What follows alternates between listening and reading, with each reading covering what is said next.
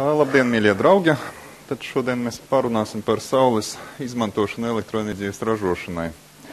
Te jau tikko lektori bija runājuši par visādām lielām lietām. Mēs parunāsim par tām mazām, kuras sadals tīkls pieslēdz tās saules baterijas, kā parasti kā mikroģenerācija, tāpēc, ka tās jaudas parasti nepārsniedz tos 11 kW.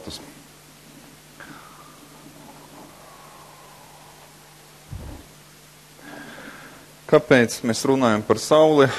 Jo līdzīgi kā ar gaisu, kur mēs elpojam un pat neaizdomājamies par to procesu, parasti tas mēdz tāpat notikt arī ar saules gaismu, mēs to ņemam par velti. Un citreiz arī neaizdomājamies, kad šī enerģija, kuru mēs katru dienu saņemam, katru dienu zemes lode saņem, var būt pārvērsta par kaut ko taustamu. Ne tikai biomasa, kas aug Latvijā, bet arī saules enerģija var būt izmantota. Tātad viņi ir par velti. Pagaidām neviens nav izdomājis. Cerēsim, ka tuvākā laikā vismaz mēs nepiedzīvosim tās dienas, kad mums būs jāmaksā par saules gaismu nodokļi. Procesā pašā enerģijas ražošanā, ja mēs konvertējam saules gaismu par vienu vai citu enerģijas veidu, mēs neko ļaunu neizdalam. Protams, lai uzražot tās iekārtas, kas to dara, tad ir CO2 izmešas. Un tad ražošanas procesā ne resursus mēs tērējam, neko mēs dabai kaitīgu nedaram. Savukārt no tīkla viedokļa tad tikko nesen mēs redzējām Latvijas elektrostacijas karti, un viņa jau ir diezgan diversificēta. Jo vairāk mēs viņu diversificējam, jo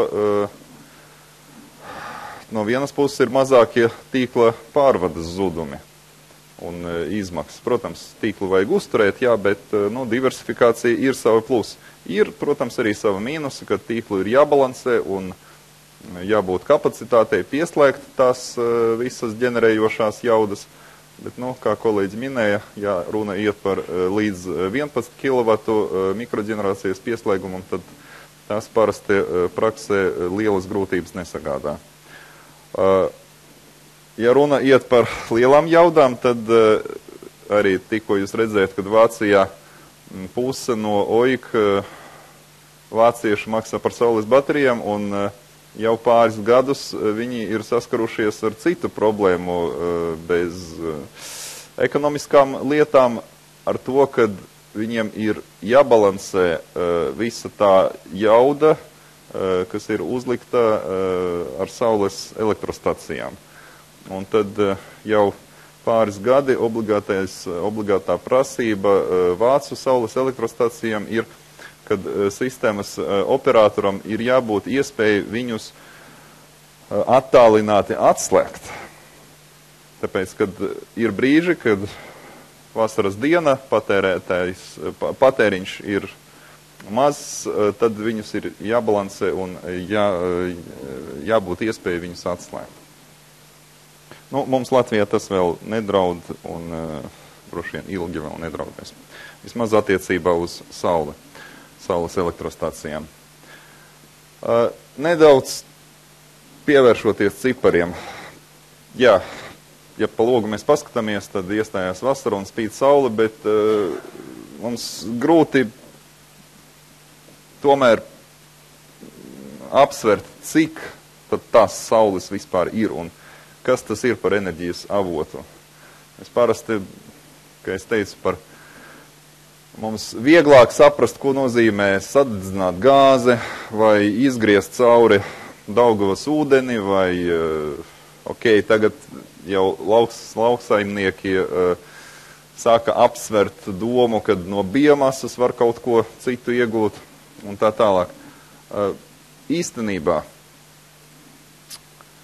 saule, kas krīt uz Latviju gada laikā, tie ir gandrīz 700,000 terawatstundas.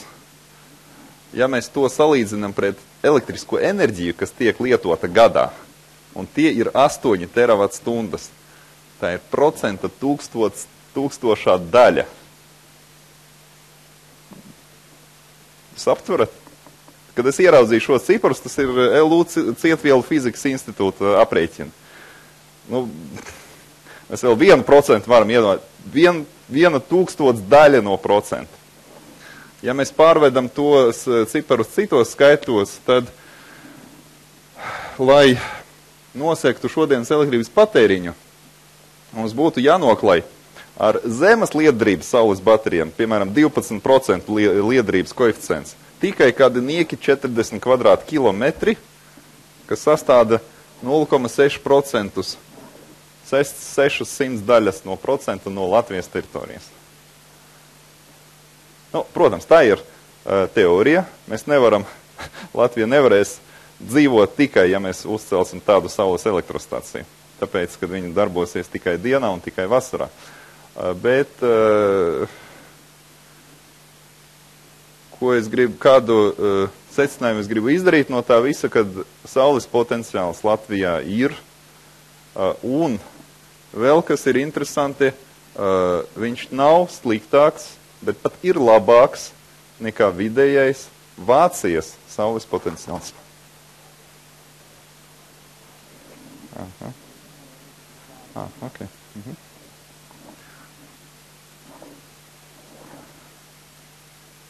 Vācijas vidējais saules radiācijas līmeni, nevis saules radiācijas, bet saules radiācijas līmenis, kas ir virsmai optimāli orientētai, tas ir uz dienvidiem ar 37 grādu, ar optimālo priekš Vācijas leņķa, 37 tas ir priekš Latvijas, ir tad 1157 kW un priekš Latvijas tas ir 1180 kW stundas gadā. Tātad, un ja mēs apskatāmies Eiropas saules radiācijas karte, tad mēs arī redzam, ka nekur sliktāki mēs neesam ne par Vāciju, ne pat par Čehiju. Jā, par Vācijas dienvidiem Latvijā ir zemāks saules radiācijas līmenis, bet, piemēram, Beļģijā saules radiācijas līmenis ir zemāks nekā Latvijā. Un tie ir vienkārši cipari. Tātad sauli mēs varam izmantot Latvijā. Ar kādām tehnoloģijām mēs to varam darīt?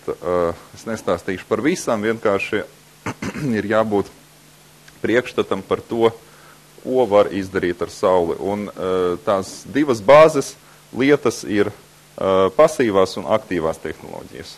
Pasīva tehnoloģija ir tad, kad mēs sauļojamies, tad mēs pasīvi absorbējam ar savu ādu, saules starojumu, mūsu organisms tajā brīdī izstrādā tur D vitamīnu un tur visādas vielas un tā tālāk.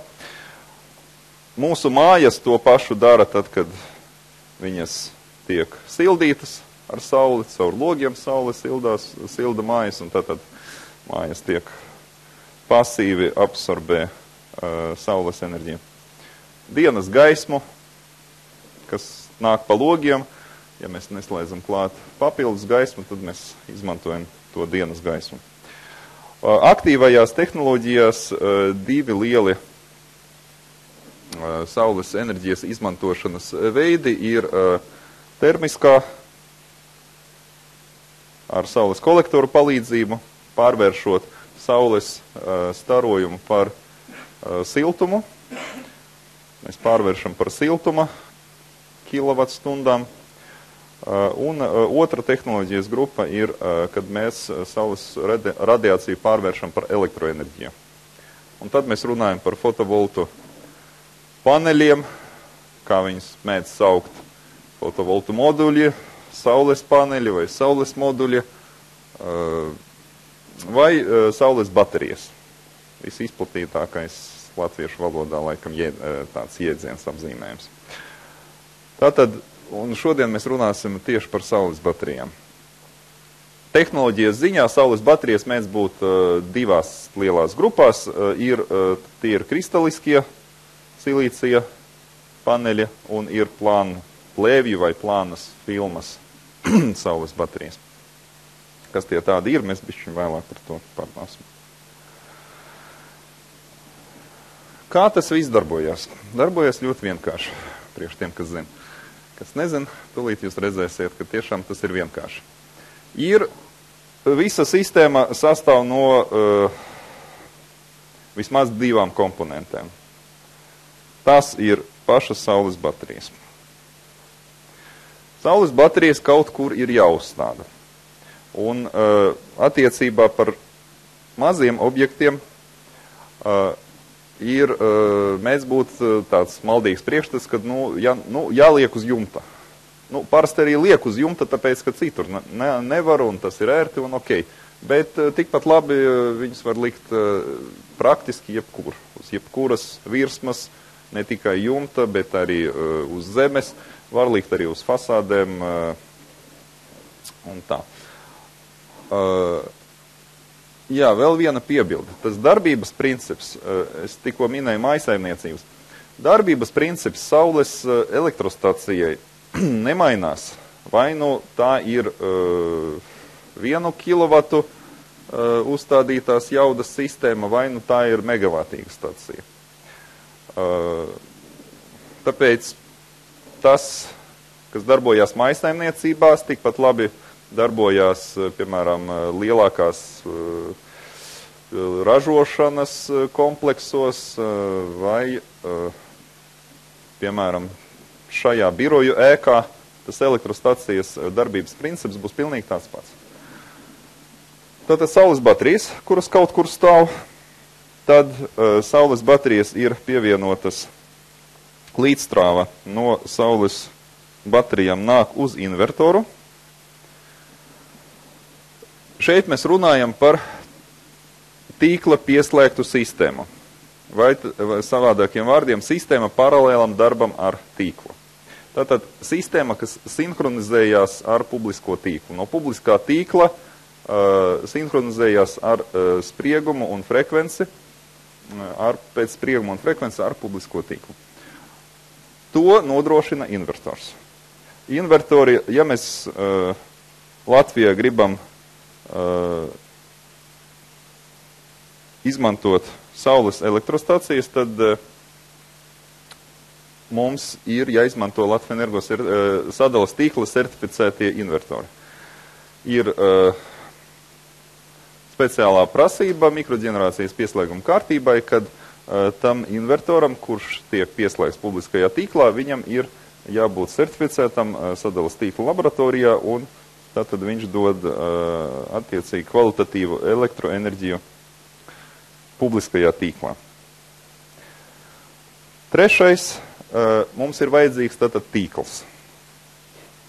Savādāk, ja nav tīkla, tad invertors nesaņem tīkla parametrus, un viņš nedarbojas. Starp invertoru un tīklu pēc likuma ir jābūt skaitītājam. Mikroģenerācijas pieslēgumam pielieto tā saucamo 4 kvadrantu skaitītāju, kas spēj pareizi uzskaitīt elektroenerģiju abos virzienos. Gan no tīkla uz patērētājiem, gan no ģenerācijas, šajā gadījumā mikroģenerācijas uz tīklu. Tehniski šie risinājumi jau dažus gadus Latvijā pastāv, tiek lietoti, un, kā kolēģis teica, jau katru nedēļu ir daži pieteikumi mikroģenerācijas pieslēgumā izskatīti Latvijā, un Anima Libra mēs jau virs 40 mikroģenerācijas pieslēgumus esam izveidojuši. Kā tas viss tālāk darbojās? Redziet, jums ir patērētāji. Patērētāji, viņi ir pieslēgti aiz sadales. Tātad tīkla piederības robeža ir uzskaites skapī. Patērētāja pusē mums ir mikroģenerators un mums ir patērētāji. Viņi sēž vienā patērētāja tīklā. Patērētājs tērē elektroenerģiju. Ja tajā brīdī ģenerators ražo, tad patērētājs iztērē to elektroenerģiju, ko ražo ģenerators. Ja tajā brīdī, ja tās elektroenerģijas pietrūkst, vai tajā brīdī ģenerators neražo, tad patērētājs trūkstošo elektrību ņem no tīkla. Tas tiek viss precīzi uzskaitīts ar 4 kvadrantu skaitītāju. Šai operācijai nekādas papildus automatiskās vai manuālās vadības mehanizmi nav vajadzīgi. Tas viss notiek pats par sevi, pēc fizikas likumiem. Ja mēs runājam par sistēmu, kas ir autonoma, un tad mums nav publiskā tīkla, tad mums nav uzskaites, un šos 3 komponentus, saules baterijas, invertoru un patērētāju, mums ir jāpapildina ar akumulācijas baterijām, kas nodrošina elektroenerģijas stabilus parametrus lokālajā tīklā. Pirmā gadījumā šajā sistēma paralēlam darbam ar tīklu, tīkla parametrus, kā es teicu, nodrošina publiskais tīkls. Ja viņa nav, tad mums tīkla parametri, pats tīkls ir jānodrošina pašiem. Tādā gadījumā tad ir akumulācijas baterijas ar savu autonomo invertoru. Un saules baterijas, saules invertors, patērētāji. Šajā tīklā var būt dažādas topoloģijas. Mēs varam pieslēgt vēja ģenerāciju, jebkādus veidus. Dažādās, kā iepriekš bija minēts, vispār elektroenerģijas ražošana pat par sevi gandrīz vai neatmaksājās, jo ir dažādos veidos arī ne zaļās enerģijas ražošanā nav tik izdevīga, lai to darītu bez atbalsta, un jo vairāk, ja mēs runājam par tā saucamo zaļo alternatīvo enerģiju. Dažādās valstīs tie atbalsta mehanizmi ir dažādi. Tas var būt tā saucamais feed-in tarifs, tātad iepirkuma paaugstinātais tarifs. Viņi mēdz tautā saukt par dubulto tarifu vai trīskaršējo un tā tālāk. Dažās valstīs ir šī schēma. Latvijā šī schēma bija uz, piemēram, vēja elektrostacijām, maziem hesiem un tā. Un citiem veidiem. Cits atbalsta mehānisms, atbalsta princips ir neto uzskaita. Tas, uz ko mēs pašlaik ejam Latvijā. Princips, ar kuru sākumā gribēja ielikt šajos, sākumā tas nebija nemaz grozījumi elektroenerģijas tirgus likumā, ka tas tagad ir, bet bija tāds atjaunojumās enerģijas likuma projekts. Un tur jau bija iestrādāta tā iecere, kas saucās neto uzskaite, un tad tā sākotnējā doma bija, kad ģenerācija, mikroģenerators šajā gadījumā, drīkst ielaist tīklā savu zaļo elektroenerģiju, piemēram, pa vasaru, pa dienu, kad viņa netiek izmantota, un pēc tam paņemt viņu atpakaļ. Tāds kā barters, 1-1, nevis,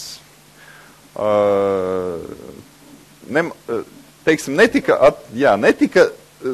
vai tas bija noklusēts, ļaunprātīgi, vai vienkārši tie, kas rakstīja, nebija aizdomājušies tik tālu, bet tur nebija runāts par to, ka būs jāmaksā par tīkla pakalpojumiem par šajā lietā.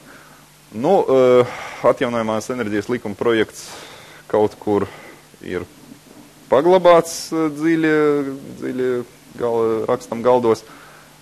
Tagad, lai pātrinātu šo procesu, neto uzskaits ieviešanu, tad ekonomikas ministrija viņu virza caur grozījumiem esošajā likumā, elektroenerģijas tirgus likumā.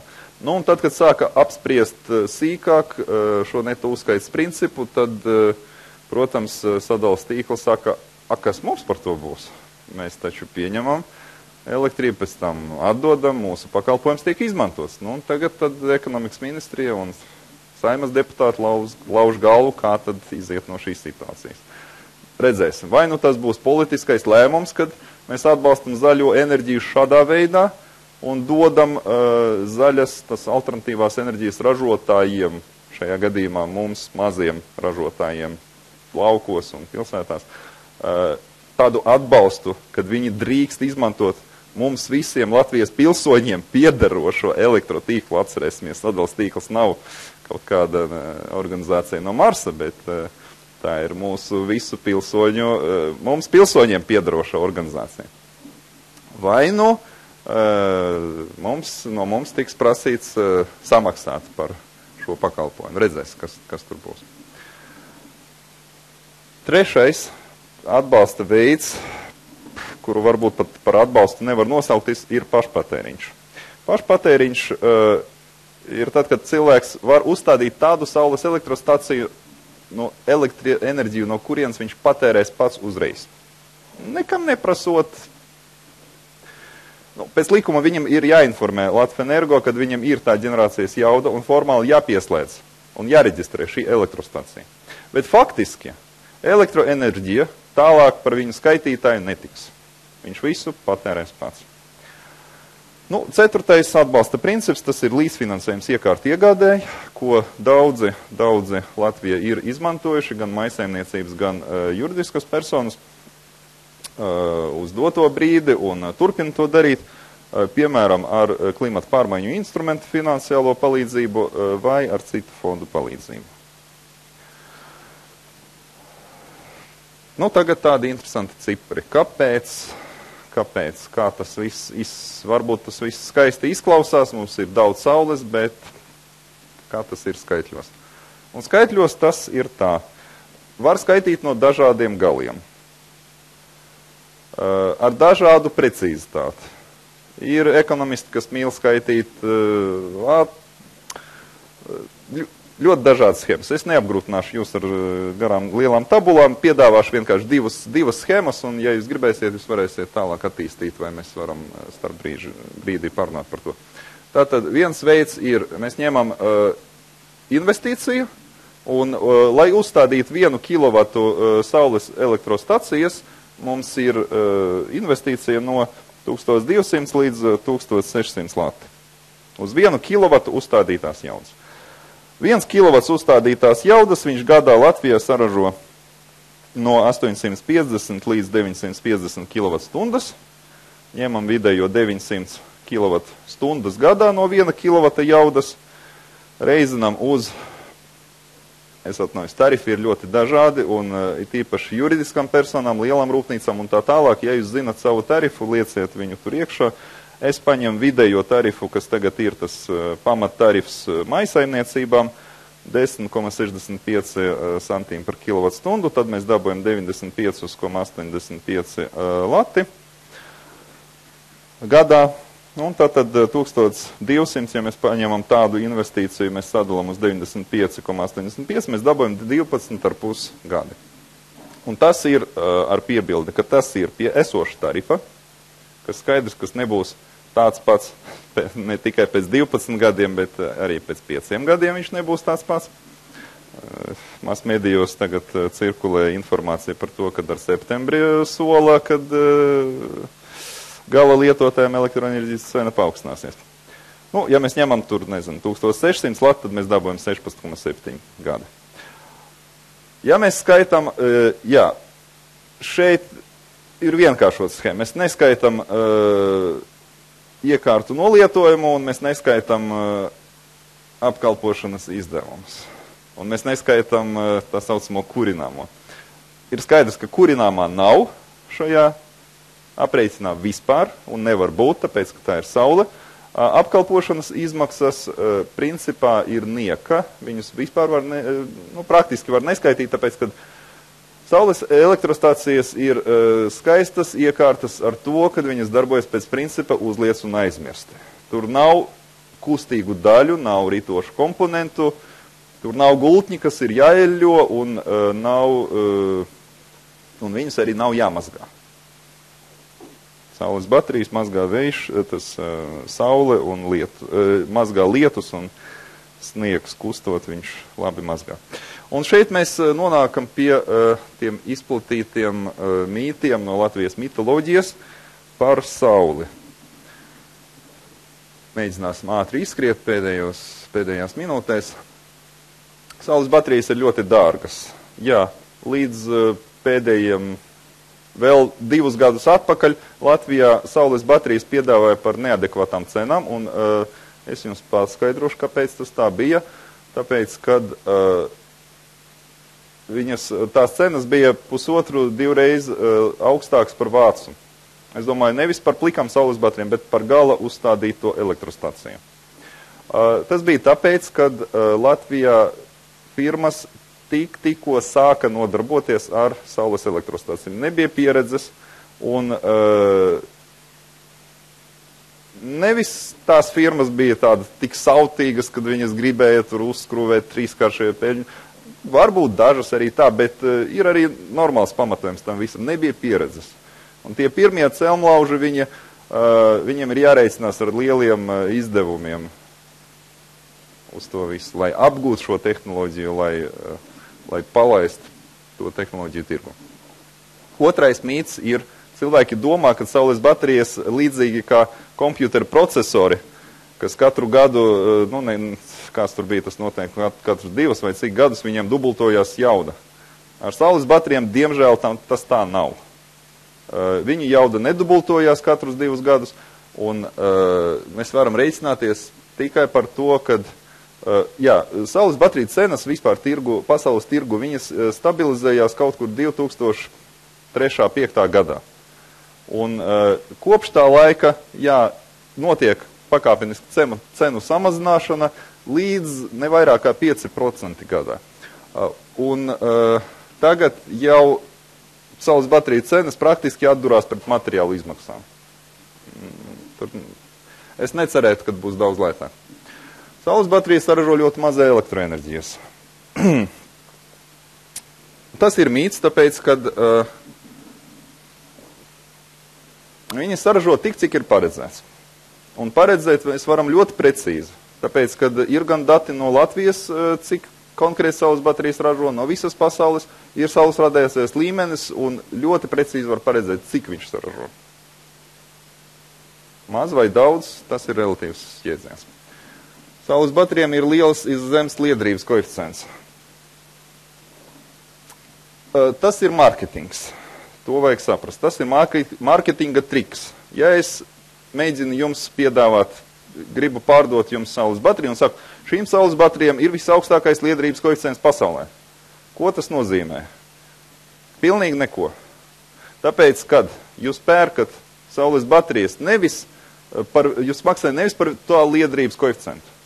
Jūs maksājat kā gala patērētājs, jūs maksājat par uzstādīto jaudu. Liederības koeficients saules baterijām nozīmē, cik kādu laukumu izmanto šī jauda. Piemēram, 100 vati vai 1 kilovats. Cik kvadrātmetrus viņš aizņem. Un liederības koeficienta jautājums ir būtisks tikai tad, ja jums kaut kādā mazā konkrētajā vietā ir jāiespiež zināma jauda. Tad tas ir būtiski. Savādāk uz cenu jūs maksājat par uzstādīto jaudu, nevis par tā liederības koeficientu. Tāpēc tas nav tik būtiski. Saules baterijas ir jāmazgā, par to mēs runājam, viņas nav jāmazgā. Latvija ir vairāk vēja, biomasas un tā tālāk. Par tiem cipariem sākumā jūs redzēt. Latvija ir visvairāk, tāpat kā visā pasaulē, saules. Vēl viens tāds mīts, saules baterijas būtu efektīgāki, ja grieztos līdz saulē. Tas vairāk attiecās uz tādiem amatieriem, entuziastiem, kas tad prasa, es varbūt, uzlikšu tur kaut kādu ierīci un tā, vai kaut kādas, vai lēcas, vai spoguļus, vai astarotājus. Amatieri mēdz tādus jautājumus prasīt.